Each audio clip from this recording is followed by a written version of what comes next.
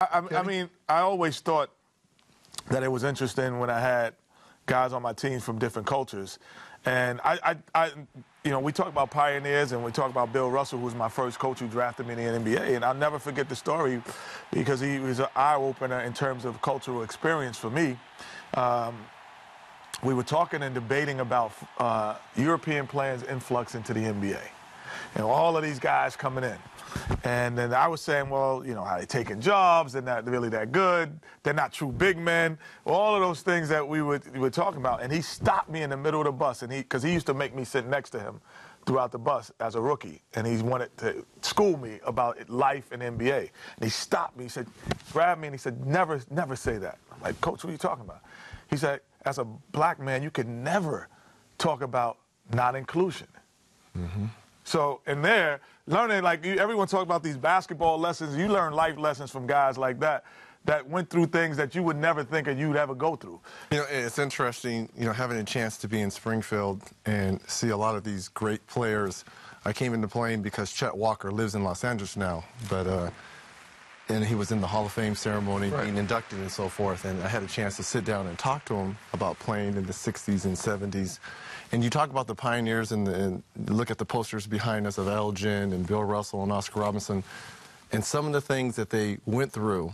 Now, in today's game, if some of the things that were being said that he was telling me, I mean, there would be riots, there would be fights, but some of the intolerance that they had to put up with, some of the comments that was made towards them, that was a predominantly white audience, white fan base, and to break through and basically have to turn the other cheek because, you know, thank God for Jackie Robinson, who was one of our heroes as well. The things that they went through, that they had to sacrifice so we could sit on this couch, make millions of dollars, talk about basketball, have a great life.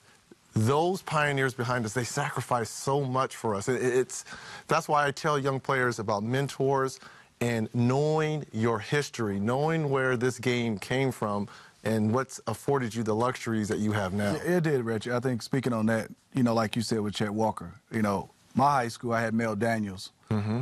Spencer Haywood, Mel Daniels just was inducted to the Hall of Fame. Spencer Haywood, you know, who taught me, his brother, and himself the game of basketball. Listen to the stories with Spencer when he wanted to go hardship. You know, there was games where he said he was spit on and the different things. Well, the game hardship comes from him. Yes, from him. The whole concept but having that guy from my neighborhood, went to my high school just to learn, like you said, it's not the game of basketball, it's the game of life, what to deal with. You know, I think a lot to Spencer. You know, he taught me the good and the bad about the NBA and the game of life.